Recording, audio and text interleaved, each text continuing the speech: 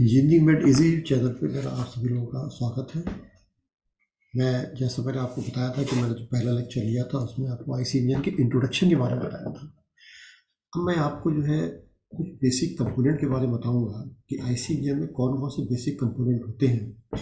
तो यही वो कंपोनेंट होते हैं जो कि थर्मल एनर्जी को मैकेनिकल एनर्जी में कन्वर्ट करने के काम आते हैं। तो ये एक डायग्राम है जो आप बहुत अच्छी तरह समझ लीजिए और इसको एक कॉपी में उतार लीजिए आप कि कौन कौन से इसमें कंपोनेंट हैं। तो और कौन सा कंपोनेंट कहाँ पर लगा होता है, क्योंकि हर कंपोनेंट की इसमें बहुत ज़्यादा इम्पोर्टेंस है। तो मैं शुरू करता हूँ इसके अंदर कंपोनेंट के बारे में। देखिए, सबसे पहले ये एक हमारा क्या है, ये हमारा इंजन, ये सिलेंडर है। ये सिलेंडर है जो लगा हुआ है, सिलेंडर है। ये सिलेंडर है, दिस सिलेंडर, ठीक है ना।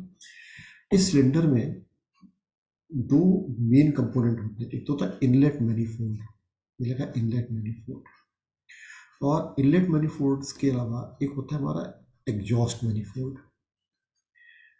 उसके बाद एक कंपोनेंट होता है इनलेट वाल्व, एक होता है एग्जॉस्ट वाल्व, और यहाँ पे लगा होता है spark plug. Generally spark plug कहाँ होता है, जो एसआई इंजन होते हैं उसमें स्पार्क प्लग होता है। जो एसआई इंजन होते हैं उसमें हमारा होता है स्पार्क प्लग, एसआई इंजन जो होते हैं। तो उसके बाद, और जहाँ सीआई इंजन होते हैं वहाँ पे स्पार्क प्लग की जगह क्या होता है, इंजेक्शन इंजेक्टर होता है। इंजेक्टर उसे कहते हैं इंजेक्टर। इंजेक्टर क्या करता है, ये फ्यूल को इंजेक्ट करता है। वो मैं आगे डिस्कशन से बाद में करूँगा। उसके बाद ये एक पिस्टन होता है जो कि बहुत ही इंपॉर्टेंट होता है, इंजन का कंपोनेंट है। एक कनेक्टिंग रॉड होती है, देखिए दिस इज कनेक्टिंग रॉड, ये देखिए कनेक्टिंग रॉड है ये। उसके बाद एक क्रैंक होती है, ये देखिए क्रैंक है, दिस इज क्रैंक, ये कनेक्टिंग रॉड हो गई। फिर एक होता है हमारा क्रैंक शाफ्ट, यहाँ देखिए क्रैंक शाफ्ट लगा हुआ, दिस इज क्रैंक शाफ्ट। ये जो ये पिस्टन है, ये पिस्टन है, ये हमारा क्रैंक रॉड, कनेक्टिंग रॉड है। ये दोनों आपस में जुड़े होते हैं, किससे जुड़े होते हैं, गजन पिन से जुड़े होते हैं। और जो कनेक्टिंग रॉड है वो क्रैंक क्रैंक के साथ क्रैंक पिन से जुड़ी होती है। और ये पूरा का पूरा स्ट्रक्चर होता है, ये हमारा होता है सिलिंड्रिकल ब्लॉक पे होता है। ये होता है पूरा सिलिंड्रिकल ब्लॉक।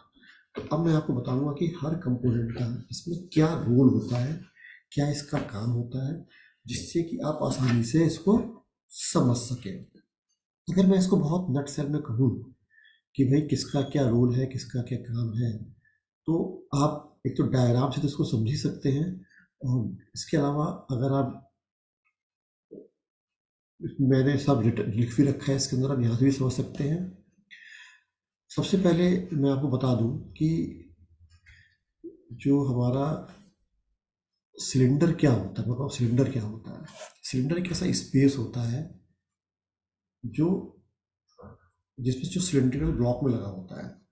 इसके अंदर पिस्टन लगी होती है जो रेसिप्रोकेटिंग मोशन करती है। रेसिप्रोकेटिंग मोशन का मतलब क्या होता है, इस तरह से मोशन करती है, ऐसे करके ये आगे भी जाती है और ये इसके पीछे भी जाती है। During the operation of the engine, the volume inside the cylinder is filled with working fluid and subjected to different thermodynamic process. मतलब जब पिस्टन हमारी ऊपर नीचे जाती है तो क्या होता है कि उसका वॉल्यूम कम या ज़्यादा होता है। तो ये सिलेंडर का काम होता है। सिलेंडर एक ऐसी जगह होती है जहाँ पर पिस्टन जो है रेसिप्रोकेटिंग मोशन करता है। दूसरा होता है सिलेंड्रिकल ब्लॉक। जैसे मैंने आपको बताया, सिलेंडर ब्लॉक क्या होता है, ये इसकी मेन बॉडी होती है, इसकी इंजन की, जिसमें this is the main supporting structure which hold the other components together and provide mounting points। मतलब कहने का मतलब होता है कि एक ऐसी मेन बॉडी होती है जिसमें सारे कंपोनेंट्स इसमें लगे होते हैं, किसके, इंजन के। The bottom portion of the cylindrical block is the known as the crankcase, यानी यहाँ का जो पोर्शन होता है वो क्रैंक केस कहलाता है। The material of the gasket में भी रबर, पेपर, कॉर्क और मेटल। मतलब इसमें बीच में गास्केट लगी होती है। गास्केट ऐसी होती है जो कि सीलिंग करती है, किसको सीलिंग करती है, सपोर्टिंग स्ट्रक्चर और सिलेंड्रिकल ब्लॉक को। जो गास्केट लगी होती है रबड़ की होती है, पेपर की होती है, कॉर्क लगी होती है। तीसरा जो मेन कंपोनेंट इसके अंदर होता है वो हमारा होता है पिस्टन। पिस्टन क्या करता है? पिस्टन क्या करता है देखिए, और पिस्टन कैसा होता है? देखिए ये हमारा होता है piston, this is the piston. देख लीजिए ये पिस्टन है हमारा, दिस इज द पिस्टन। इसके अंदर जो है कनेक्टिंग रॉड लगी होती है। यहाँ पे कनेक्टिंग रॉड होती है, और इस कनेक्टिंग रॉड से हम ऊपर से क्या लगा देते हैं, गजन पिन लगा देते हैं, तो सपोर्ट करने लगता है। तो पिस्टन कैसे लिखेंगे हम लोग? पिस्टन क्या होता है, कैसे काम करता है? Piston is the main component. Piston क्या होता है? मेन कंपोनेंट होता है। किसका मेन कंपोनेंट होता है? Piston is the main component that fitted into the engine cylinder, जो कि इंजन सिलेंडर में लगा होता है। Its motion is restricted to one dimension. One dimension मतलब क्या होता है कि केवल ऊपर नीचे कर सकता है बस, ऐसा नहीं होता कि ये बाएं दाएं भी जा सकता, केवल ये वर्टिकल मोशन ही कर सकता है। That means it make reciprocity movement inside the cylinder. Piston ring is lubricants provide to make the fit it gas tight. मतलब पिस्टन के ऊपर क्या लगाते हैं? पिस्टन रिंग लगा देते हैं, जो क्या करती है? गैस टाइट के काम करती है। गैस टाइट का मतलब होता है कि गैस को लीक करने से रोकती है। तो पिस्टन हमारा करता क्या है? ये ट्रांसमिट करता है गैस फोर्स को रोटेटरी मोशन में। मतलब क्या होता है कि जब फ्यूल हमारा जलता है तो प्रेशर जनरेट होता है, उस प्रेशर की वजह से पिस्टन हमारा नीचे मूव करता है, यानी ये फोर्स को ट्रांसमिट करता है। किसको ट्रांसमिट करता है? क्रैंक कनेक्टिंग रॉड को या क्रैंक केस को ट्रांसमिट करता है। उसके बाद जो नेक्स्ट इसके अंदर जो कंपोनेंट है, इसके अंदर नेक्स्ट कंपोनेंट अगर मैं कहूँ जो इसके अंदर है, ये पिस्टन रिंग का मैंने आपको बता दिया। आपको ये देखिए, ये इस तरह की पिस्टन रिंग होती है, जैसे पिस्टन रिंग, ये पिस्टन रिंग होती है जो कि पिस्टन पे लगी होती है। इसके जो है ये ये ढांचे एक बना हुआ खाका ये बना हुआ है, यहीं पे लगी होती है पिस्टन रिंग, ठीक है ना। उसके बाद एक होती है कनेक्टिंग रोड। ये देखिए कनेक्टिंग रोड होती है। अब ये कनेक्टिंग रोड, ये वाला जो पोर्शन लगा होता है, ये वाला, ये जो पोर्शन होता है ये वाला, ये लगा होता है आपका पिस्टन के साथ, और ये छोटा वाला पोर्शन लगा होता है क्रैंकशाफ्ट के साथ।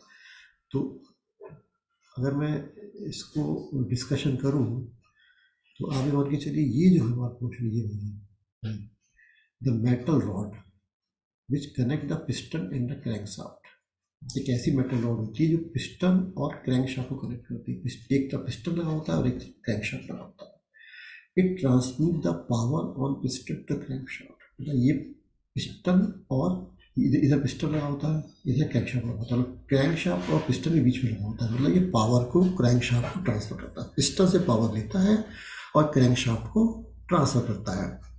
पिस्टन के साथ लगा होता है ये गजन पिन से, और क्रैंकशाफ्ट के साथ लगा होता है क्रैंक पिन के साथ। तो यहाँ पे गजन पिन लगी होती है और यहाँ पे क्या लगी होती है? यहाँ पे क्रैंक पिन लगी होती है। तो इस तरह से जो है ये कनेक्टिंग रॉड इसके साथ काम करती है। तीसरा अगर मैं कहूँ, नेक्स्ट जो इसका मेजर कंपोनेंट है इसका, ये होती क्रैंकशाफ्ट। देखिए क्रैंकशाफ्ट कहाँ लगा होता है?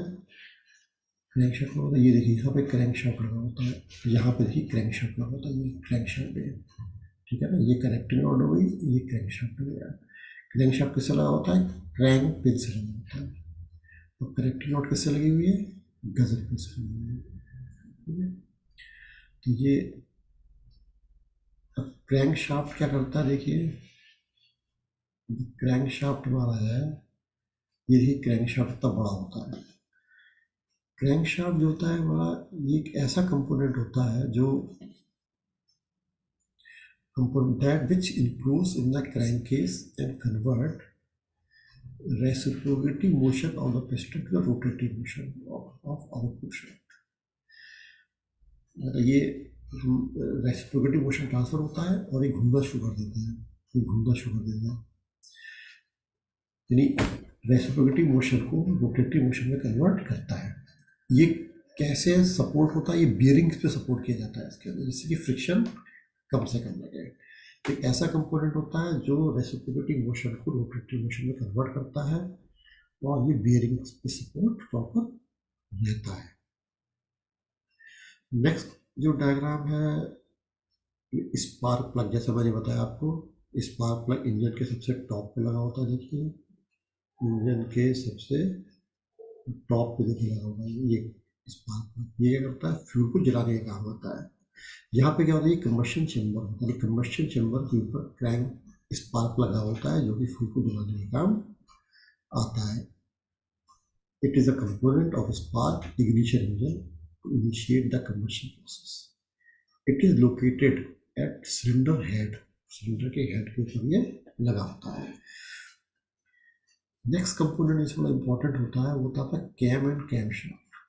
जैसे मैंने आपको बताया, कुछ इसमें इंपॉर्टेंट कंपोनेंट टॉप पे होते हैं। कौन कौन से कंपोनेंट होते हैं, इनलेट वाल्व होता है, एग्जिट वाल्व होता है, और हमारे पास इनलेट वाल्व होता है, एग्जिट वाल्व होता है, और स्पार्क प्लग होता है। ये प्रॉपर समय पे खुलते हैं और प्रॉपर समय पे बंद होते हैं। लेकिन इसका समय का कौन निर्धारण करता है, कब कौन सा खुले? तो इसके लिए हम एक नया कंपोनेंट लगाते हैं, कैम।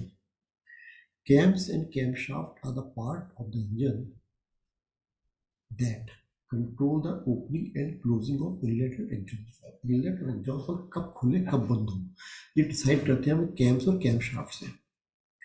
तो कैम और कैम जो शाफ्ट होता है driven by the crank shaft, ये क्रैंक शाफ्ट के द्वारा ये खुलते हैं बंद होते हैं using timing gear, and they are designed to in such a way that it open the valve at correct timing and keep it open for necessary duration। यानी सही समय पे खुले और सही समय में बंद हो, ये हम लोग जो है इससे डिसाइड करते हैं इसको। तो ये जो है कैम और कैम शाफ्ट होता है, बहुत इंपॉर्टेंट पार्ट होता है। ये इनलेट वाल्व, आउटलेट वाल्व और स्पार्क प्लग को कब खोलना है कब बंद करना है, इसका निर्धारण कैम से कैम शाफ्ट जो है करता है। नेक्स्ट इंपॉर्टेंट कंपोनेंट वो आपका इनलेट एंड एग्जॉस्ट वाल्व। ये मैंने जैसे आपको पहले भी डिस्कस किया था। जो इनलेट वाल्व और एग्जॉस्ट वाल्व क्या होता है, जो सिलेंडर होता है हमारे पास, सिलेंडर के सबसे ऊपर लगा होता है इनलेट वाल्व। इनलेट वाल्व के थ्रू क्या होता है, हमारे पास फ्यूल अंदर आता है, fuel plus air combustion chamber के अंदर आता है। और एक होता है एग्जॉस्ट वाल्व। एग्जॉस्ट वाल्व से क्या होता है, जब फ्यूल जलता है तो गैसेस निकलती है, इस गैसेस को एग्जॉस्ट वाल्व से हम लोग बाहर निकाल देते हैं। तो इसको यहाँ पे ऐसे समझ लीजिए, they are the valve provided in the cylinder head to regulate the flow of work fluid into the cylinder and expelling combustion product to the atmosphere. तो इनलेट वाल्व से क्या करते हैं, वर्किंग फ्लूइड अंदर आता है, और एग्जॉस्ट वाल्व से कंबशन फ्यूल बाहर चला जाता है। तो इस तरह से जो है हम इनलेट वाल्व और एग्जॉस्ट वाल्व की कंडीशन को देखते हैं। इस तरह से इनलेट मैनिफोल्ड एग्जिट मैनिफोल्ड क्या होता है, the pipe which connect the inlet system to the inlet valve is known as the exit manifold, और the air fuel mixture are drawn into cylinder through the manifold. बाहर से जो air आती है या फ्यूल आता है वो मैनिफोल्ड से ही आता है, लेकिन आता किसके थ्रू है, इनलेट वाल्व के थ्रू आता है। एग्जॉस्ट मैनिफोल्ड क्या होता है, जिसके थ्रू हमारी कंबशन गैसेस बाहर निकल जाती है, लेकिन कौन अलाउ करता है उसको, वाल्व अलाउ करता है कि फ्यूल बाहर जाए या फ्यूल बाहर ना जाए। तो इस तरह से जो है ये सारे कंपोनेंट होते हैं आपके अंदर, और इन सारे कंपोनेंट को मैंने आपको डिस्क्रिप्शन बता दिया है, मेरे ख्याल आपको समझ में आ गया होगा। फिर से बता दूंगा आपको, ये सारे बेसिक कंपोनेंट हैं। ये बेसिक कंपोनेंट का फंक्शन मैंने आपको नीचे से लिख दिया है, कौन कौन से बेसिक कंपोनेंट होते हैं। ये सिलेंडर होता है, सिलेंडर के ऊपर कंबशन चैम्बर होता है, और सिलेंडर के अंदर ही पिस्टन का रेसिप्रोकेटिंग मूवमेंट होता है। सिलेंडर ब्लॉक वो होता है जिसपे सारे कंपोनेंट इस पे लगे होते हैं, यानी कि सपोर्टिंग स्ट्रक्चर का काम करता है। इनलेट मैनिफोल्ड वो होता है जिससे कि एयर और फ्यूल कंबशन चैम्बर में आते हैं, किसके थ्रू आते हैं, इनलेट वाल्व के थ्रू आते हैं। एग्जॉस्ट मैनिफोल्ड वो होता है जिससे कंबशन गैसें बाहर जाती हैं, किसके थ्रू जाती हैं, एग्जॉस्ट वाल्व के थ्रू जाती है। मतलब ये अलाउ करता है या अलाउ नहीं करता है, डिपेंड करता है।